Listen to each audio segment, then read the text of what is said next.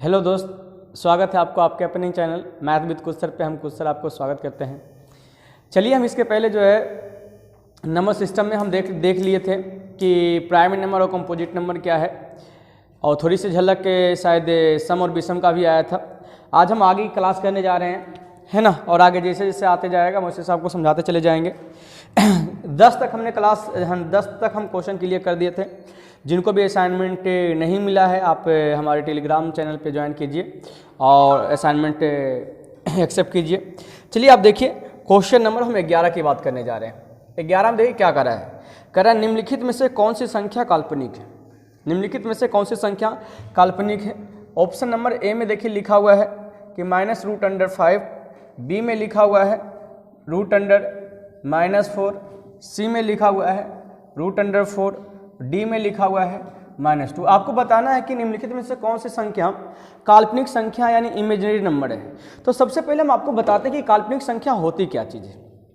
तो आप सबों को एक चीज़ नॉलेज में होगा कि हमारे समक्ष एक लाइन होती है जिसे हम नंबर लाइन बोलते हैं। जिसे हम क्या बोलते हैं? नंबर लाइन बोलते हैं। इसके बीच में एक आपका उदासीन नंबर होता है जो शून्य होता है। एक उदासीन नंबर वो कौन सा होता है? उसे हम शून्य बोलते हैं। शून्य एक ऐसी संख्या, उदासीन का मतलब क्या होता है? जिसपे ना तो पॉजिटिव चार्ज होता है ना ही नेगेटिव चार्ज होता है। ना ही पॉजिटिव चार्ज होता है ना ही नेगेटिव चार्ज होता है। कहेंगे सर ये शून्य एक ऐसी संख्या है ना, शून्य एक ऐसी संख्या जो ना तो पॉजिटिव है और ना ही नेगेटिव है। शून्य ना तो पॉजिटिव है ना ही नेगेटिव है, समझ रहे हैं ना। अब इसके बाद जो होता है, इधर टोटल जो प्लस चलता है और इधर जो चलता है वो क्या चलता है जी? माइनस चलता है। चीज़ समझिएगा, हम समझाते चले जाएंगे, बहुत अच्छा मजा भी आएगा पढ़ने में। अब जैसे मान लो यहाँ पे बात करते हैं कि 1, यहाँ पे क्या होगा 2, यहाँ पे क्या होगा 3, यहाँ पे क्या होगा 4, यहाँ पे क्या है 5। उसी प्रकार से यदि आप इधर आओगे तो -1, -2, -3, -4, -5, इसी प्रकार से डॉट डॉट आगे तक निकलते चला जाएगा, है ना। इस प्रकार से यदि और भी आगे बनाओगे तो चीजें समझिएगा, थोड़ा सा बहुत मजा आएगा।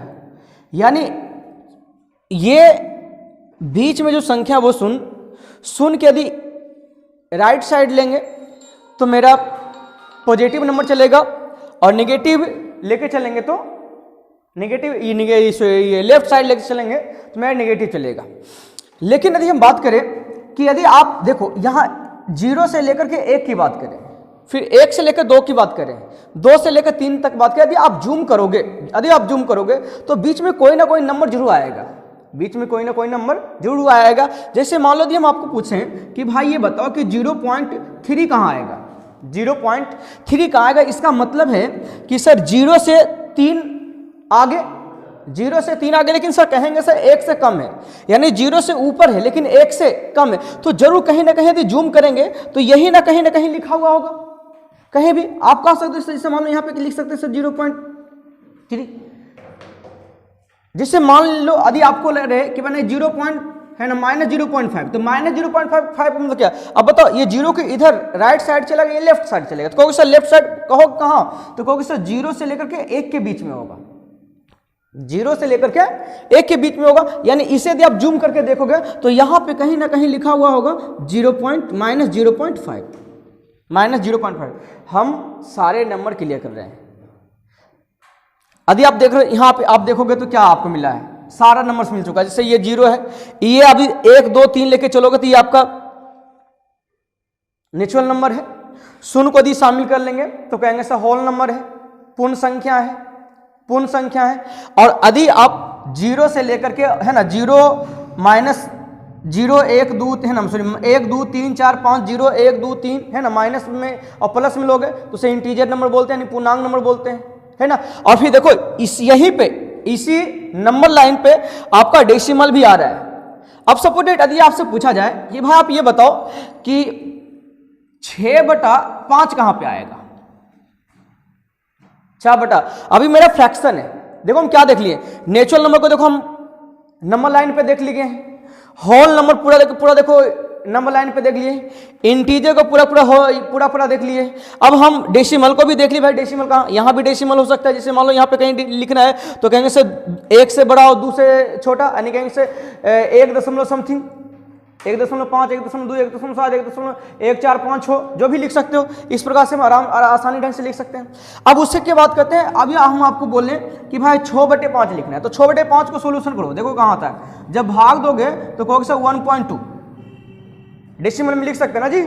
जब लिख सकते तो बताओ कहाँ आएगा 1.2, तो कहोगे सर 1 से बड़ा और 2 से छोटा, तो कहेंगे सर यहाँ पे आ जाएगा 1.2। तो कहेंगे सर इसमें देखिए हम डेसिमल नंबर भी सेट कर रहे हैं और कहेंगे क्या, कौन सा नंबर सेट कर रहे हैं, तो हम कहेंगे कि फ्रैक्शन भी सेट कर रहे हैं। अब थोड़ी सी अब हम आते हैं थोड़ा सा रूट में जो हम कहेंगे सर अपरिमेय संख्या। जैसे एक अपरिमेय संख्या आपके पास, आपके समक्ष लिख रहे हैं √3। क्या करें, √3। ये 10वां में पूरा खूब कस के पूछता है ना। यदि हम आपसे पूछें कि √3 कहाँ लाई हो रहा है, √3 कहाँ पड़ रहा है, यदि आपको √100 का परफेक्ट वैल्यू पता है तब तो आपको पता होगा इससे कहाँ पड़ेगा। यदि परफेक्ट वैल्यू पता नहीं है तो सिंपली सी आपको करना क्या है ना, सिंपली सी आपको करना क्या है, इस चीज को समझिएगा। आपको √3 चाहिए, क्या चाहिए, √3। पहले √2 को लेते हैं, उसका √3 लिख चलेंगे। यदि हम √2 लिख चलेंगे तो ऐसा करते हैं कि जो एक है ना आपका एक वहां पे जो देखिए 0 से लेकर के यहाँ 1 के बीच के डिस्टेंस कहेंगे सर 1 है। क्या हम यहां से ऐसे कर दें सर, यहां से हम इस प्रकार से ऊपर भी एक ऐसा लाइन खींचते हैं जिसकी लेंथ 1 ही हो, यानी यहां से यहां जो है वही लंबाई यहां भी है, यानी यहां से यहां 1 है लंबाई, तो यहां से यहां भी लंबाई 1। तो बताओ क्या ये कहोगे सर ये मेरा बन गया है, ये मेरा जो बन गया है ये कहेंगे सर मेरा समकोण त्रिभुज बन गया है। इसकी लेंथ 1 है, इसकी लेंथ 1 है, और इस कर्ण की यदि हम बात करेंगे तो 1 का स्क्वायर प्लस 1 का स्क्वायर कितना हो जाएगा जी, √2। ऐसे या नो, क्या हो जाएगा, √2। यानी कहेंगे सर जब यहां से हम इस प्रकार से ड्रॉ करेंगे, है ना, क्या करो एक प्रकार बॉक्स लो, है ना, इस प्रकार से, और इस प्रकार से एक लाइन ड्रॉ करो, क्लियर है, इस प्रकार से लाइन ड्रॉ करेंगे।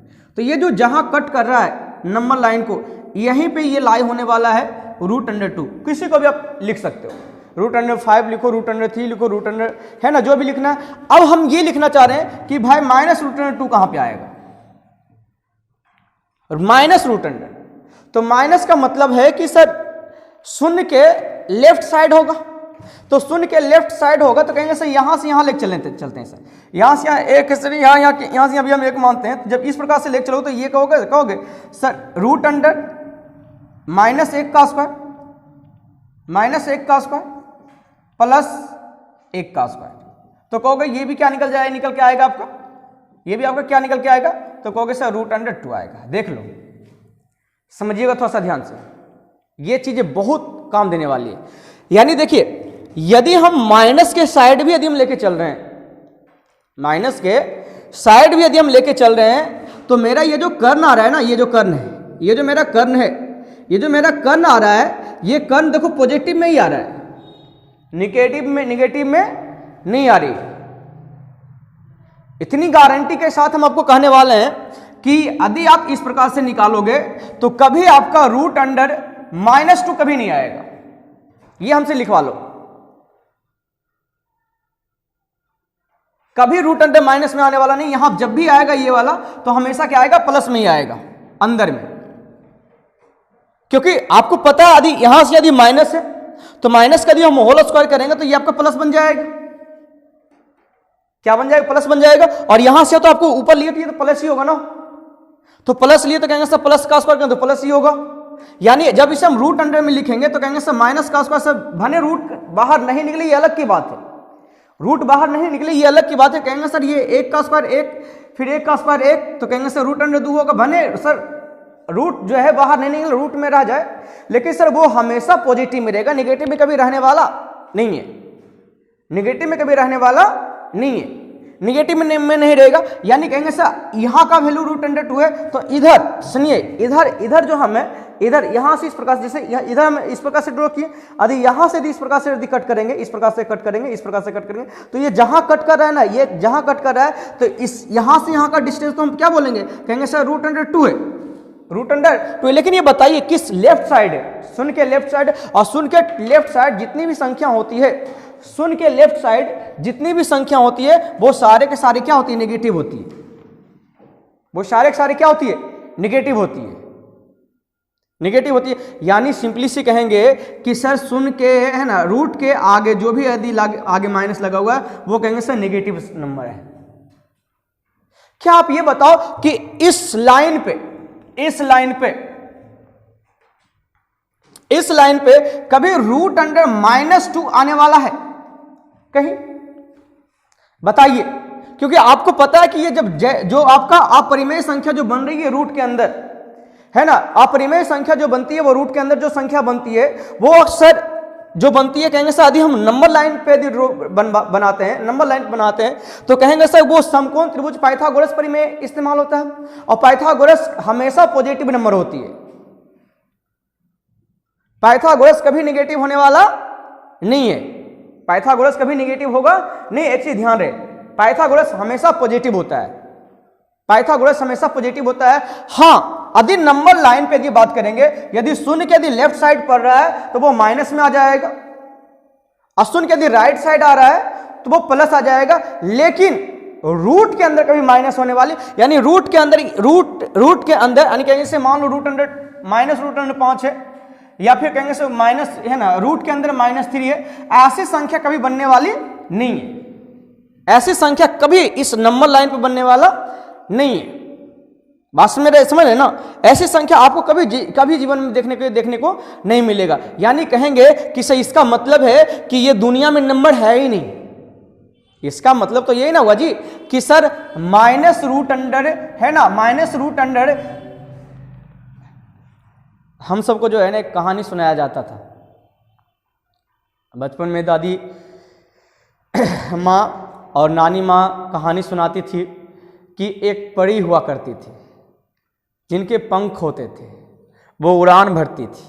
सेंटा क्लॉथ की कहानी और सारे ना जाने मतलब जल परी की कहानी और बहुत सारे ऐसे कहानी है ना, बहुत सारे ऐसे कहानी। रात को सपना देखते हो, कुछ ऐसे चीज़ें आती है जो लाइफ में होती ही नहीं है। तो वो सारी चीज़ें क्या है, वो सारी चीज़ क्या है, सिर्फ भ्रम में है, भ्रम है यानी मन में है, लेकिन सच्चाई नहीं है। यानी वो धरती पर है ही नहीं वो चीजें, लेकिन है दिमाग में है, दिमाग में है लेकिन रियलिटी में नहीं है, इमेजिंग में है यानी काल्पनिक में है, लेकिन वो सच्चाई नहीं है।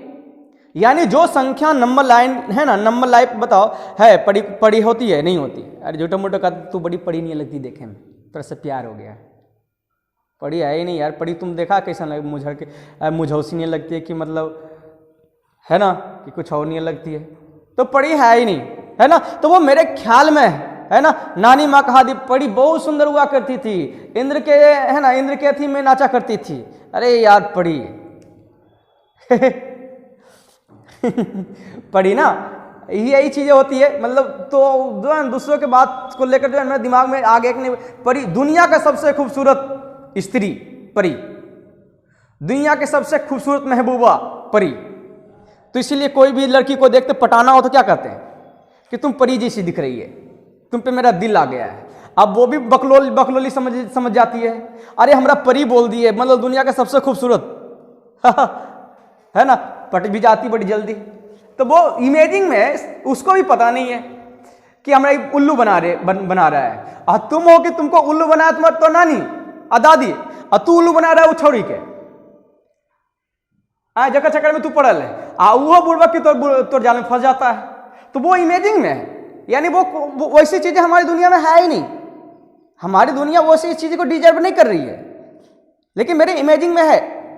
हम सोच रहे हैं कि नहीं ऐसी चीजें होती है, वही चीजें नंबर लाइन पे ये सारी संख्या, ये माइनस के है ना रूट, देखो आगे भी माइनस लगा हो तो ये डिजर्व कर रही है, ये नंबर लाइन डिजर्व कर रही है। लेकिन यदि ये माइनस यदि अंदर लगा हुआ तो ये डिजर्व नहीं कर रही है, नंबर लाइन ये डिजर्व नहीं कर रही है। इसीलिए ये क्या होती है, ये कल्पना में है मेरा संख्या। ये सच्चाई रूप से देखी जाए तो ये हमारी धरती पे नहीं है, हमारे कल्पना में है, हमारे कल्पना में है। तो इसलिए हम इसे क्या बोलते हैं, काल्पनिक संख्या। ये ऐसी संख्या होती नहीं है, ऐसी संख्या होती नहीं है, ऐसी संख्या सिर्फ हमारी कल्पना में होती है, ऐसी संख्या हमारी सिर्फ कल्पना में होती है। यानी हम इसे बोलेंगे, इसी को हम क्या बोलते हैं, काल्पनिक संख्या। यानी काल्पनिक संख्या वो संख्या होती है जो रूट में लगा हुआ हो, रूट में हो और रूट के अंदर वो माइनस में हो। कोई भी संख्या, जैसे कोई भी संख्या रूट के अंदर यदि -8 ले लो, या रूट के अंदर यदि -16 ले तो 16 का वर्गमूल निकालना पॉसिबल है। इसका यदि हम बात करें तो 16 का वर्गमूल निकाल लेंगे 4, लेकिन भाई माइनस को तो नहीं निकाल सकते हो, माइनस तो रह जाएगा ना, माइनस का रह जाएगा। अब क्या है कि इसी संख्या को हटाने के लिए यानी रूट अंडर -1 को हटाने के लिए हम इसे एक अलग सिंबल से इंडिकेट करते हैं, उस सिंबल को हम आई बोलते हैं, उस सिंबल को आई बोलते हैं। इसे इंग्लिश में आयोटा बोलते हैं, लोटा नहीं, IOTA, आयोटा। क्या बोलते हैं? आईओटा, है ना, IOTA, आयोटा बोलते हैं, है ना। इसे हम आई, इसका मतलब है कि सर यदि आई रूट अंडर 1 है ना, रूट अंडर -1 इक्वल यदि आई है तो बोलिए आई स्क्वायर इक्वल क्या हो जाएगा, तो कहेंगे सर आई स्क्वायर इक्वल जो हो जाएगा वो -1 हो जाएगा। चीजें समझ में आ रही है ना, नोट आउट कर लीजिए, बेटर रहेगा, है ना। तो आपसे पूछा गया कि काल्पनिक संख्या जो हमारे कल्पना में है, जो हमारे कल्पना में है, तो कहेंगे सर ये तो सर रूट के बाहर है तो ये पॉसिबल है सर, ये पॉसिबल है, यानी ये डिजर्व कर रहा है कि हमारे नंबर लाइन पे है सर, ये रूट है, हाँ सर ये भी डिजर्व कर रहा है। माइनस है, यानी माइनस का मतलब क्या कहेंगे सर, ये शून्य के राइट साइड, ये शून्य के राइट साइड ये पढ़ने वाला है, लेकिन सर ऐसे संख्या हमारे लाइन पे है ना, हमारे लाइन पे डिजर्व नहीं कर रही है, यानी हमारी लाइन पे ऐसे संख्या नहीं होती है, यानी ये हमारी कल्पना में है, ये हमारी कहाँ पे है, कल्पना में है। तो कहेंगे सर निम्नलिखित में से कौन सी काल्पनिक संख्या है, तो कहेंगे सर रूट अंडर -1। आपको पता होनी चाहिए कि रूट अंडर यदि हम बाहर निकालेंगे तो अंदर जो -1 पर जाएगा इसको हम क्या बोलते हैं, इसे हम आई से इंडिकेट करते हैं, इसे हम आयोटा बोलते हैं। और आपको पता है आई स्क्वायर इक्वल करेंगे तो कहेंगे सर -1 चलेगा। चीजें समझ में आ रही है ना, ये देखो नंबर लाइन को समझना जरूरी होता है ना। चलिए नेक्स्ट क्वेश्चन में आते हैं। चलिए क्वेश्चन नंबर 12 को देखिए। 12 में कह रहा है कि कॉम्प्लेक्स नंबर में आई स्क्वायर का मान क्या, तो अभी जस्ट पढ़ा दिए हैं कि आई स्क्वायर का मान क्या होता है, तो कहेंगे सर आई स्क्वायर का मान -1 होता है। देख लो ऑप्शन कौन सा चल जाएगा, तो कहेंगे सर सी नंबर मेरा उत्तर चला जाएगा। अब क्वेश्चन नंबर 13 में आ जाओ। 13 में देखिए क्या बोला है, कह रहा है किसी आयत की लंबाई, एक आयत है उसकी लंबाई दे रखा है 3 - i। देखिए ये आपका काल्पनिक नंबर है ना, काल्पनिक संख्या से ही रिलेटेड है, यानी कॉम्प्लेक्स नंबर बोल सकते हैं क्योंकि इसमें पूर्ण संख्या भी आया हुआ है। अब दूसरी चीज देखिए, फिर b क्या दिया हुआ है, कह रहा है b दे रखा है 3 + i। तो आपसे पूछा गया आपको बताना है कि इसका क्षेत्रफल बताना है। तो आपको पता है किसी आयत का क्षेत्रफल, आयत का क्षेत्रफल क्या होता है रे, तो कहेंगे L × b होता है, लंबाई गुना चौड़ाई। क्या होता है, लंबाई गुना चौड़ाई। लंबाई आपका क्या दे रखा है, तो कहेंगे सर 3 - i दे रखा है, और चौड़ाई क्या दे रखा है, तो कहेंगे सर 3 + i दे रखा है। समझिए 3 + i। तो बोलिए लंबाई गुना चौड़ाई यदि करेंगे तो आपको पता चल रहा है ना कि सर ये देखिए a - b और ये a + b, और जहां तक आप सबको पता है कि सर a + b इंटू यदि हम a - b करते हैं तो ये एक फार्मूला चलता है a² - b², a² - b²। सबको पता है, जब सबको पता तो हम यहाँ पे लिख सकते हैं कि सर a² - b² तो 3 तिया ही 9 और -i का स्क्वायर है, -i का स्क्वायर, तो कहेंगे सर 9 और माइनस। अब बोलिए i का मान क्या होता है, तो i का मान भी हम पढ़ा चुके हैं कि सर i स्क्वायर का जो मान होता है वो -1 होता है। यदि हम यहाँ पे -1 यदि हम डालेंगे तो कहेंगे सर 9 और माइनस +1, यानी उत्तर क्या चल जाएगा जी आपका, उत्तर कहेंगे सर मेरा 10 जाएगा। चीज़ें समझ में आ रही है ना। ऐसी क्वेश्चन जो है ना आपको रेलवे में ज़्यादातर देखने को मिलती है। ध्यान से अब 14 को देखिए। देखिए 14 में क्वेश्चन क्या बोला है, 14 में आपका क्वेश्चन है कि किसी वर्ग की भुजा, यानी एक वर्ग है और वर्ग की जो साइड दे रखी है, यानी वर्ग की जो भुजा है वो कह रहा है कि 5 + i है, 5 + i है। तो आपको बताना कि इसका क्षेत्रफल क्या होगा, यानी वर्ग का क्षेत्रफल बताना है। और आप सबों को पता होनी चाहिए कि वर्ग का क्षेत्रफल क्या होता है, तो वर्ग का क्षेत्रफल जो होता है वो आपका भुजा का स्क्वायर होता है जी। क्या होता है, भुजा का स्क्वायर। तो भुजा का स्क्वायर, तो भुजा आपका कितना दे रखा है 5 + i है ना, 5 + i। यदि इसे होल स्क्वायर कीजिएगा तो ये a + b के होल स्क्वायर। और आप सबों को पता होनी चाहिए कि a + b के होल स्क्वायर क्या होता है, तो वो होता है a² + b² + 2ab होता है।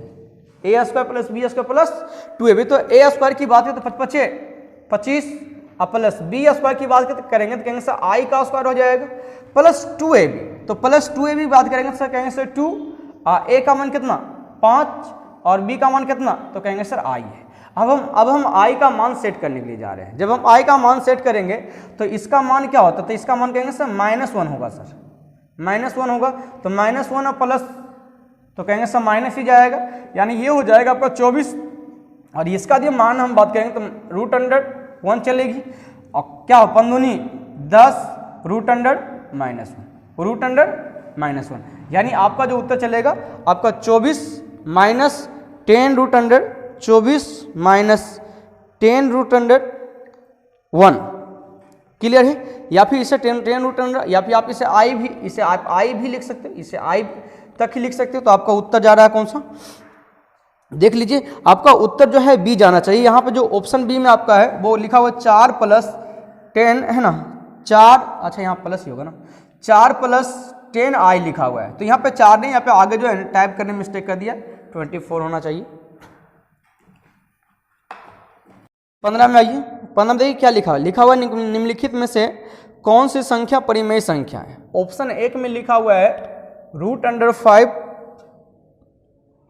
बी में लिखा हुआ है, ये ए में लिखा हुआ है, बी में। ऑप्शन हम लिख रहे हैं जी 5 + √2 और आपका सी में लिखा हुआ है √5 + 3 एंड और 3 - √5 का योगफल और लास्ट में लिखा हुआ है जो डी में है वो लिखा है कि निम्नलिखित में से कोई भी नहीं, मतलब नन। तो आपको पता है कि ये तो आपका परिमेय संख्या है ही नहीं, ये भी आपका परिमेय संख्या, मतलब ये आपका परिमेय संख्या नहीं, यानी अपरिमेय संख्या। अब इसका जब एडिशन की बात की मतलब जोड़ते हैं तो कहेंगे सर इससे ये कट जाएगा ना, यस या नो। यदि कट जाए तो कहेंगे सर ये मेरे पास क्या 3 है और ये मेरे पास क्या है 3 है, तो 3 + 3 कितना, 3 और 3 हो जाएगा आपका 6। तो 6 आपका क्या हो गया परिमेय संख्या, यानी यही आपका उत्तर जाएगा, है ना। ये इनमें से कोई नहीं भी नहीं जाएगा। चलिए क्वेश्चन नंबर हम 16 की बात करते हैं। 16 में देखिए 16 में भी यही पूछा है, ये पूछा है इसमें कि निम्नलिखित में से कौन सी संख्या अपरिमेय संख्या है, अपरिमेय। हम यहाँ भी ऑप्शन लिखने का प्रयास करेंगे। ए में लिखा हुआ है 5.6, बी में जो लिखा हुआ है वो 0.6666 इस प्रकार से डॉट डॉट गया है। फिर आपका सी में जो लिखा हुआ है वो 0.361 25237572 इस प्रकार से डॉट डॉट गया है। फिर आपका जो डी में लिखा हुआ है ये लिखा हुआ है 3 + √7 लिखा हुआ है। और आपसे पूछा कि अपरिमेय संख्या कौन है। अपरिमेय संख्या का मतलब है जिसे हम P/Q के रूप में नहीं लिख सकते हैं। परिमेय संख्या का मतलब है कि जिसे हम P/Q के रूप में लिख सकते हैं, जिसे हम P/Q के रूप में लिखेंगे, है ना, परिमेय संख्या नहीं, रेशनल नंबर हो जाएगा। परिमेय संख्या वो होगी जिसे हम P/Q के रूप में लिख सकते हैं, और अपरिमेय वो होगा जिसे P/Q के रूप में हम नहीं लिख सकते हैं, वो आपका अपरिमेय हो जाएगा जिसे हम P/Q के रूप में लिख सकते हैं। तो ये देखो यहाँ के हम डेसिमल को हटाएंगे तो P/Q के रूप में लिखा जाएगा, बात में रहना क्लियर है। लेकिन अब यहाँ पे बात करते हैं क्वेश्चन ये बी नंबर। तो बी को देखो ये क्या है 0.6 है ना, 0.666666 यानी देखो ये रिपीट कर रहा है तो क्या कर रहा है वो 6666 रिपीट कर रहा है। तो 66 रिपीट करने का मतलब है आप सबों को पता है कि सर ये रेकरिंग लेके चलता है। क्या लेके चलता है? रेकरिंग। और आपको पता है सर रेकरिंग वाली कहानी को हम भिन्न के रूप में लिख सकते हैं, बटा के रूप में। और बटा के रूप में लिखने का सबसे आसान तरीका है कि सर 6 है, डेसिमल हटाइएगा तो जितने पे रेकरिंग रहता है उसके लिए हम नीचे में क्या लेते हैं तो 9 लिखते हैं। तो कहेंगे सर ये भी P/Q के रूप में लिखा गया है। अब आते हैं क्वेश्चन नंबर सी में, ये ऑप्शन नंबर सी में। जब ऑप्शन नंबर सी में आ रहे हैं तो यहाँ पे हमको एक चीज दिख रही है कि सर 0.36125233 752 एंड 72 इस प्रकार से डॉट डॉट डॉट लिखा हुआ है। क्या आप देखो ये डेसिमल नंबर है, ये कैसी संख्या है? डेसिमल नंबर है, समझिएगा थोड़ा सा ध्यान से। ये कैसी संख्या है? तो एक डेसिमल नंबर है, एक डेसिमल नंबर है। और यहाँ पे देखिए ये भी आपका जो 5.6 था, 5.6 था, और ये जो आपका नंबर है ये भी देखो आपका डेसिमल था, ऐसे नो, ये डेसिमल होने के है ना, ये डेसिमल था, लेकिन ये क्या थे? परिमेय संख्या भी था, और ये भी क्या था? परिमेय संख्या था। बट क्या ये परिमेय संख्या है या अपरिमेय संख्या, ये चीज को पता लगाना है। तो परिमेय संख्या और परिमेय संख्या, हमको डेसिमल से मतलब नहीं है, परिमेय संख्या से मतलब से, हाँ नहीं, परिमेय संख्या से हमको सिर्फ इस परिमेय संख्या के लिए हमको सिर्फ इस ये चीज चाहिए कि क्या वो p बटा q के रूप में लिखा रहा है या नहीं लिखा रहा है। उसे हम फ्रैक्शन में लिख रहे हैं या नहीं लिख रहे हैं, भिन्न में लिख रहे हैं या नहीं। यदि भिन्न में लिख रहे हैं मतलब वो परिमेय है, यदि भिन्न में नहीं लिख रहे हैं मतलब वो परिमेय है।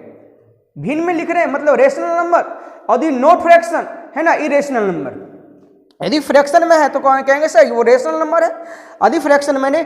अब ये बताइए कि जैसे यहाँ पे भी देखिए, जैसे इस प्रकार से ये डॉट डॉट जा रहा है बंदा, तो बी नंबर भी देखिए डॉट डॉट गया था, ऐसे नो, बी नंबर भी गया था डॉट डॉट, लेकिन ये बी नंबर डॉट डॉट गया तो आप ये देख रहे हो रिपीट क्या हो रहा है, तो कहें सर 6 6 6 6 6 से रिपीट हो रहा है।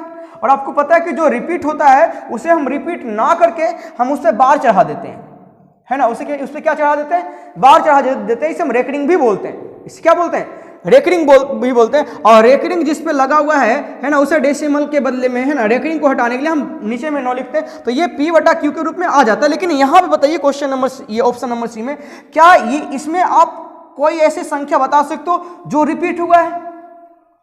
देखिए कहेंगे सर 3 6 1 2 5 1 है ना, 2 3 7 5, ये 7 2 इस प्रकार से डॉट गया, यानी कोई ऐसी संख्या मिल ही नहीं रही है, कोई रिपीट हो रहा है। डेसिमल नंबर है बट ये नॉन रेकरिंग नंबर है, नॉन रेकरिंग नंबर है, यानी इस पर रेकरिंग नहीं चढ़ा सकते हो। और जिस पे हम रेकरिंग नहीं चढ़ा सकते हैं उसको हम p बटा q के रूप में नहीं लिख सकते हैं।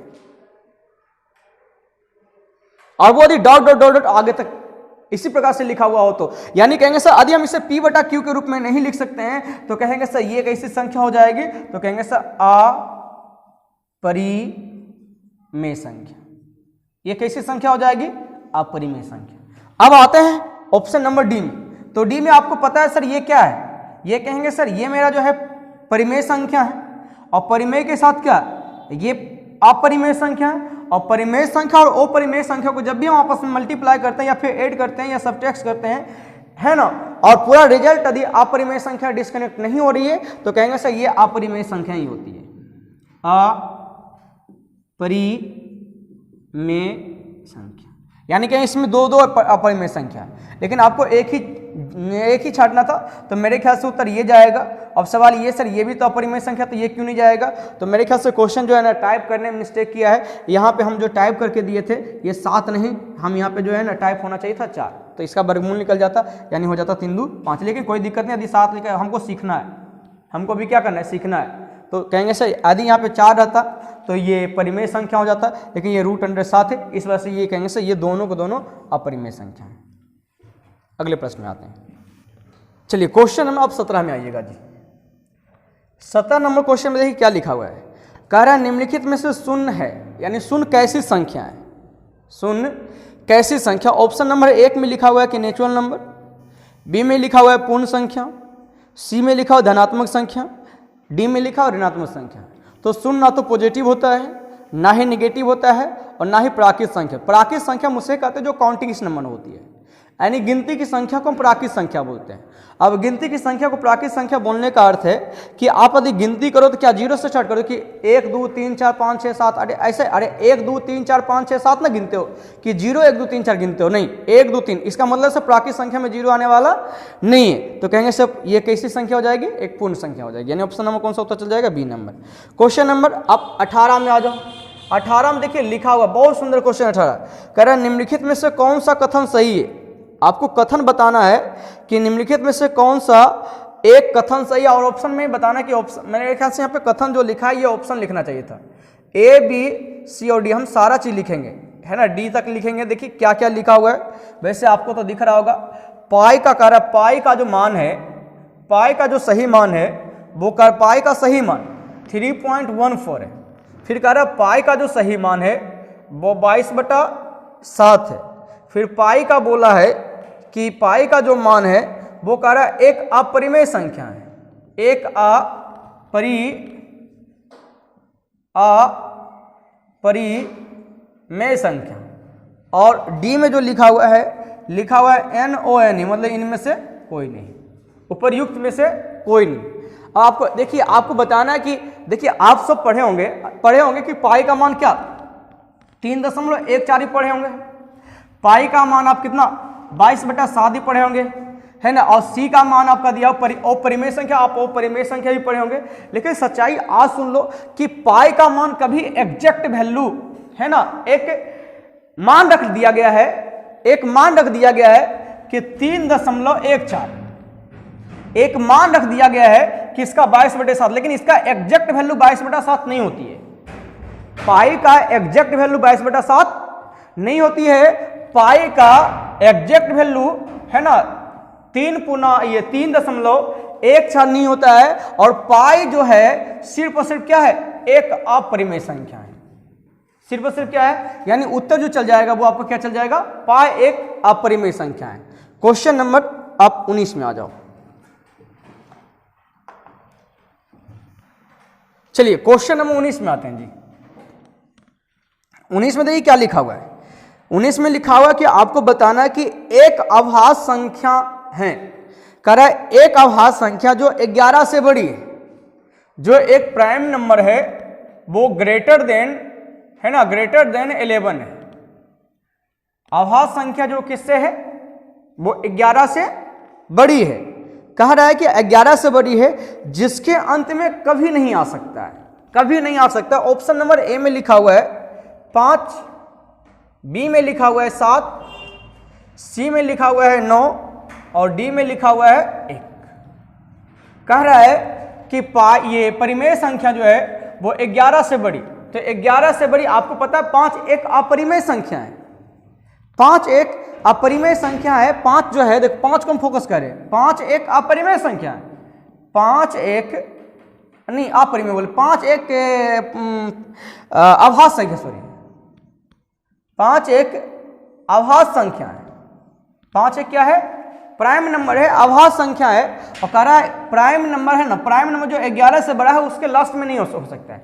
और आपको पता है 5 के मल्टीपल जितने भी होते हैं, 5 के मल्टीपल जितने, 5 का गुना 5 से कटे वाला इतना होता है कि जो जिसके अंत में, अरे 5 10, अंतिम में 0 है, 15, यानी कितना 5, यानी अंतिम में यदि 0 और 5 आ जाएगा तो समझो वो 5 से कटेगा। इसका मतलब है 11 से बड़ा जितने भी होंगे यदि उसके अंत में यदि 5 आ जाता है तो कहेंगे सर वो 5 से कट जाएगा।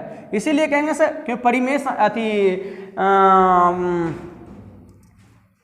प्राइम नंबर यानी अभाज्य संख्या का डिफिनेशन ये कि वैसे संख्या जो खुद और एक के अलावा किसी और संख्या से डिवाइड नहीं हो, वह संख्या क्या होती है, परिमेय संख्या होती है। परिमेय संख्या का 2 ही फैक्टर, एक आपका स्वयं और दूसरा आपका एक। तो इसीलिए कहेंगे सर, है ना, कौन सा नहीं होगा, तो कहेंगे सर 5 नहीं होने वाला है, बाकी सब हो सकता है। आगे जी देखिए क्वेश्चन नंबर 20 में आते हैं। 20 में देखिए क्वेश्चन क्या बोला है। 20 में कह रहा है कि यदि 2 अपरिमेय संख्या को जोड़ते हैं तो निम्नलिखित में से कौन सा कथन सही है। कह रहे जब हम 2 अपरिमेय संख्या को जोड़ते हैं, जब हम 2 अपरिमेय संख्या को जोड़ते हैं तो निम्नलिखित में से कौन सा कथन सही है। चलो हम ऑप्शन भी लिखेंगे, मजा आएगा तब। कह रहा है योग हमेशा अपरिमेय संख्या होगी, अपरिमेय संख्या होगी। बी में लिखा हुआ है कि योग हमेशा परिमेय संख्या होगी, परिमेय संख्या होगी, है ना। और सी में जो लिखा हुआ है कह रहा है योग परिमेय अथवा इसी को हम या भी बोल सकते हैं, अथवा अपरिमेय।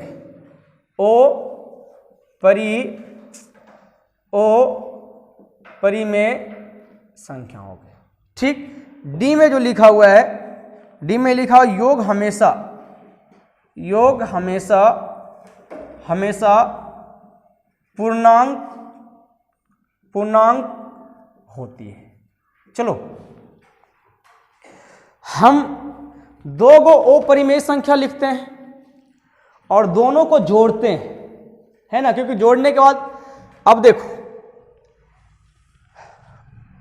हम बात करने जा रहे हैं √3 और √2 की।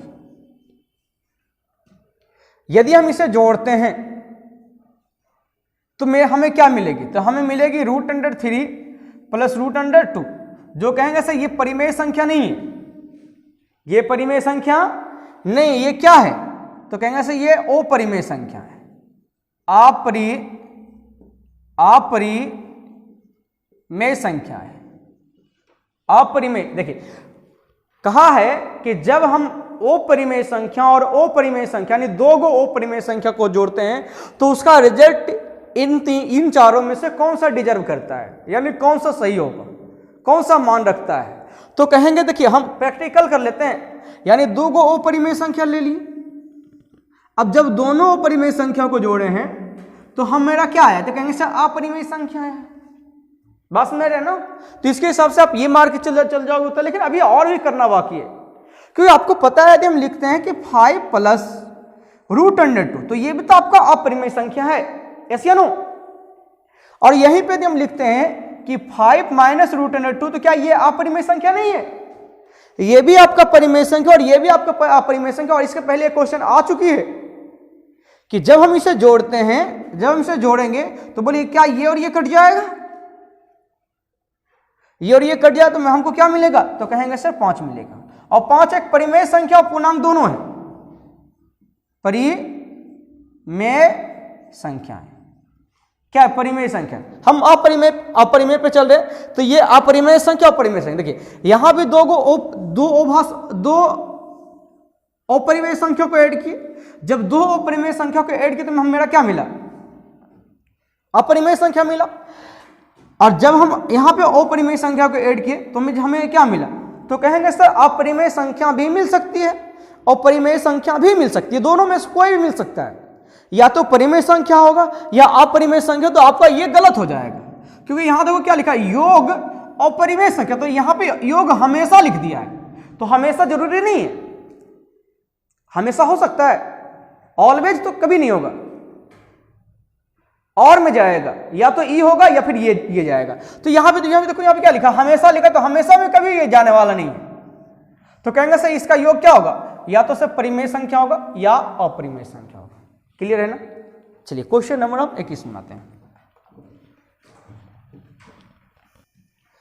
चलिए अब क्वेश्चन नंबर आते हैं 21 में। 21 में देखिए क्या लिखा हुआ है। 21 में लिखा हुआ है कि आपको बताना है 5 7 6 2 3 में कह रहा है कि 7 का स्थानीय मान और जातीय मान का अंतर बताना है, जी। क्लियर है ना? ऐसे क्वेश्चन लिखना नहीं चाहिए था ना, क्वेश्चन वैसे आपके अथी में आ ही रहा है, तो दिक्कत क्या है, टाइम थोड़ा सा ज़्यादा लग जाता है ना। और चलिए देखिए क्या 5 7 6 2 है ना, 6 2 3 कह रहा है 7 का स्थानीय मान और जातीय मान में अंतर बताना है। तो सबसे पहले आपको एक चीज पता होना चाहिए कि स्थानीय मान और जातीय मान होता क्या है, स्थान क्या होता है और जात क्या होता है।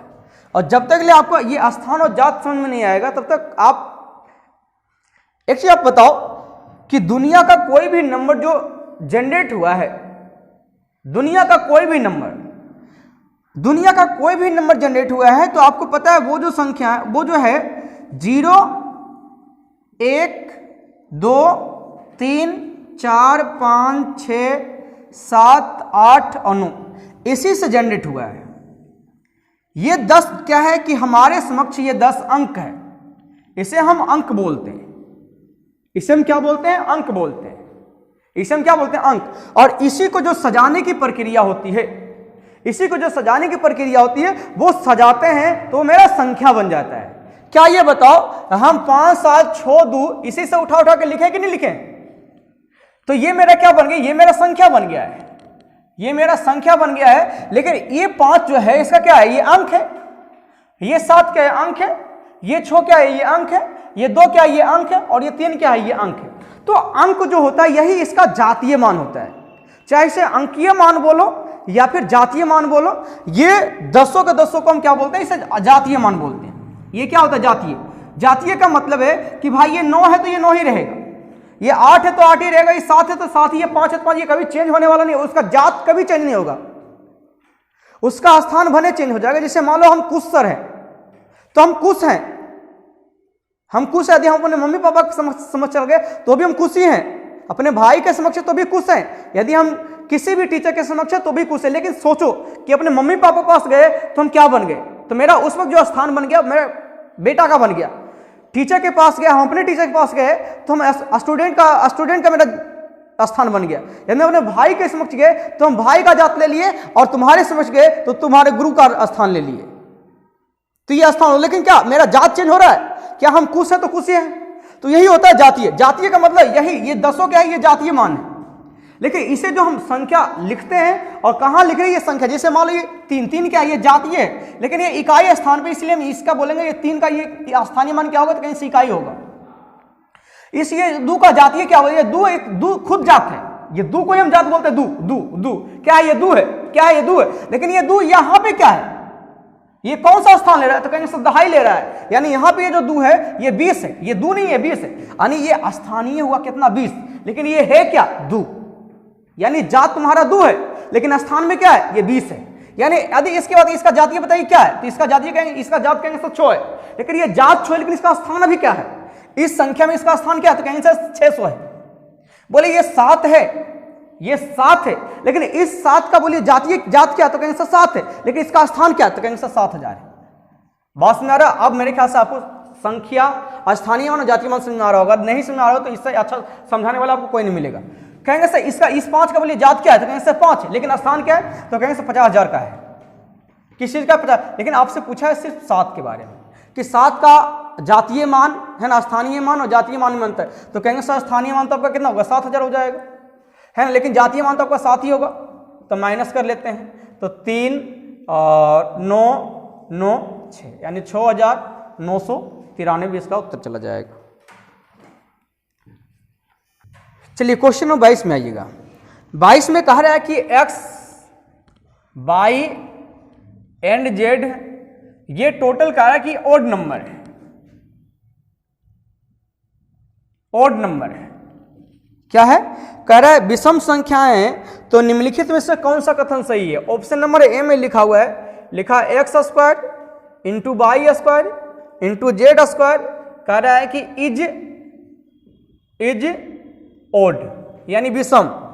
फिर कह रहा है कि बी में जो लिखा हुआ है 3 into x² plus y² plus है ना, y² के बाद ये इंटू में है, z² इज कह रहा है इवेन है, इवेन। आपको कौन सा कथन सही जाएगा वो बता, सॉरी गलत है वो बताना है।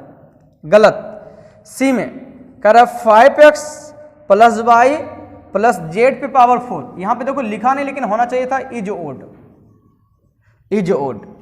डी में जो होगा वो z² इंटू एक्स पे पावर 4 प्लस y पे पावर 4, और ये बटा लिखा हुआ है 2 इज इवेन, इज इवेन, है ना। तो बस यहाँ प्रैक्टिकली कर लेते हैं, क्या मेरा जाता है? कुछ नहीं। ऐसा करते हैं कि सबका मान अपने मन से रख लेते हैं, है ना। x का मान हम 1 रख लेते हैं, विषम बोला है ना, विषम रखते हैं। y का मान 3 और z का मान हम रख लेते हैं कितना? 5। क्लियर है? 5 रख लिए। अब देखते हैं क्या मेरा उत्तर आ रहा है या फिर नहीं आ रहा है। चलो लेके आते हैं। ये क्या बोला विषम? हाँ, तो यदि हम रखें तो 1 का स्क्वायर 1, फिर 3 का स्क्वायर 3 तो यहाँ 9, 5 का स्क्वायर 25, 5 का स्क्वायर 25। क्या ये ओड नंबर है? जी हाँ, ये ओड नंबर हो रहा है। देख लो क्या हो रहा है, देखो 25 5 नाम अधू 25, 225 आपका ओड नंबर है, वही यहाँ भी रखो तो क्या कहोगे सर, ये 1 हो जाएगा प्लस 5 का उसका 55 नहीं 3 का 3 तो यहाँ 9, फिर आपका इंटू जो हो रहा है वो क्या हो रहा है, तो कहेंगे सर इंटू जो हो रहा है वो मेरा हो रहा है ये 5 का उसका 55 25। तो देखिए यहाँ पे क्या कहोगे सर 25 और से 9 और 1 10, और जैसे 10 आ गया है तो 10 में किसी भी 10 क्या इवन या ऑड है, इवन है ना, और इवन को हम किसी भी संख्या में मल्टीप्लाई करें तो वो आपका इवन ही मिलेगा, ऑड कभी मिलने वाला नहीं है। तो कहेंगे सर ये भी मेरा सही है, ये भी मेरा क्या है सही है। तो कहेंगे सर 5, इसका मान 1 रखे हैं तो 5 गुना 1, तो कहेंगे सर 5 प्लस इसका मान 3 रखें तो 3, देखो यहाँ पे सारी चीज लिखती है। और कहेंगे सर ये 2 पे पावर 4 है भाई, 2 पे पावर 4 है, इसे 2 पे नहीं जेड है, सॉरी जेड, और जेड का मान कितना है 5, तो 5 पर 4 है मतलब कितना 25 25 25 है ना, 25 का उसका 625 625। तो कहेंगे सर 5 3 8 और 8 5 13, कहेंगे सर ये सही है, ओड हो रहा है, ओड हो रहा है। अब इसको ढूंढते क्या ये ओड हो रहा है या नहीं हो रहा है, बोले जेड का उसका मतलब 5 का उसका 25 25 इंटू 1 का स्क्वायर 1 प्लस 3 का उसका कितना हो जाएगा 3 तिया ही 9 3 तिया ही, अच्छा ये पावर 4 है ना, हाँ पावर 4 चल रहा है, पावर 4 तो ये आपका 27 चलेगा जी, 27 27 3 तिया 9 नोतिया है ना, 3 तिया ही 9 नोतिया 27 और 3 पे पावर y का मान, हाँ y का मान 3 लिए तो 3 तिया ही 9 नोतिया 27 7 81 होगा, 7 81 को क्या करेंगे 2 से डिवाइड करेंगे, जब 2 से डिवाइड कर देखो क्या आएगा 25 गुना 82 आ जाएगा, कितना आ जाएगा 82, 82 को 2 से भाग दोगे तो 41 आ जाएगी, तो 41 और 25 को यदि ऐड करेंगे तो क्या ये इवन नंबर आएगा, नहीं ये ओड आएगा, क्या आएगा ये ओड आएगा, नहीं गलत कौन सा कथन है, तो कहेंगे सर गलत मेरा ये वाला कथन है, ये वाला होना नहीं चाहिए, यहाँ सर इवन नहीं ओड चलेगा। बात में आ रहा है, समझ रहे, ये प्रैक्टिकली क्वेश्चन था, अब प्रैक्टिकल करते तो आपसे भी आराम से बन जाता, कोई हड़बड़ाने वाली बात नहीं है। चलिए अगले प्रश्न में आते हैं, चलिए अब क्वेश्चन नंबर 23 में आइएगा जी। देखिए क्वेश्चन नंबर 23 क्या बोला है, कह रहा है A B C is a positive integer number है ना, कह रहा है कि ए बी सी 3 धनात्मक पूर्णांक है, कह रहा है यदि ए बी बराबर 8 बी सी बराबर 9 तो ए बी सी का मान क्या होगा, कह रहा है धनात्मक पूर्णांक संख्या है और ए बी को जब गुना किया है तो कहा है कि 8 है, और बी और सी को जब गुना किया है तो कहा है कि 9 है, तो आपको बताना है कि a इंटू बी इंटू सी का मान क्या होगा, यानी a इंटू बी इंटू, इसका मतलब है कि सर a b c यदि धनात्मक पूर्णांक है तो a का भी मान निकालना पड़ेगा, b का भी मान निकालना पड़ेगा और c का भी मान निकालना पड़ेगा, ऐसे नो यदि निकालना पड़ेगा तो बाबू तू बताओ कि, अच्छा ये बताओ हम आपसे एक सवाल करते हैं कि जैसे मान लीजिए हम लिखते हैं कि 5 गुना 4 तो ये 5 और 20 हो जाएगा, बात समझिएगा। फिर कहेंगे कि ये ए और ये बी, फिर यदि हम लिखते हैं कि 4 गुना यानी बी गुना सी है ना, बी गुना सी 6 तो ये कितना 6 चौक 24, क्या बता दी हम इसको भाग देंगे, समझिएगा, या नहीं तो यदि यहीं पे छोड़ते हैं तो देखो ये 20 आया है और ये 20 आया है ना, ये 20 आया और ये सॉरी ये 24 आया है, तो आप कहोगे सर ये देखिए सर दोनों में आ रहा है 4 4, क्योंकि बी यहाँ भी आया और बी यहाँ भी आया है, तो कहेंगे सर ये दोनों में सर जो कॉमन आ रहा है वही मेरा बी का मान होगा, तो कहोगे सर 20 और 24 में क्या कॉमन आएगा, तो कहेंगे सर 4 कॉमन आएगा, उसी प्रकार से क्या यहाँ पे बी का मान नहीं निकल जाएगा, क्योंकि a गुना बी तो यहां भी किया गया और b गुना सी यहां भी किया गया है,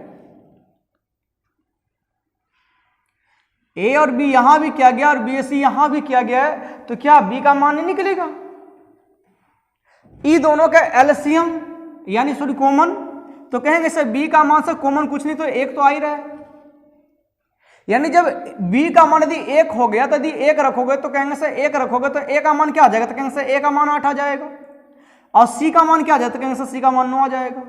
हमको कहा है सर इस सबको गुना करने के लिए, तो जब हम गुना करेंगे सबको कहा है गुना करने के लिए, तो बोलिए गुना कीजिए तो कितना जाएगा, तो 9 8 72, यानी उत्तर जो जाएगा ये 72 जाएगा। चलिए हम आज क्लास यहीं पे रखते हैं, है ना। तो अगले क्लास में हम मिलते हैं नेक्स्ट पार्ट, और जल्दी से ना आप कमेंट कीजिएगा, सब्सक्राइब कीजिए, क्या कहीं दिक्कत आ रही है अपने दोस्तों को शेयर कीजिए, ये लगातार चलते रहेगी।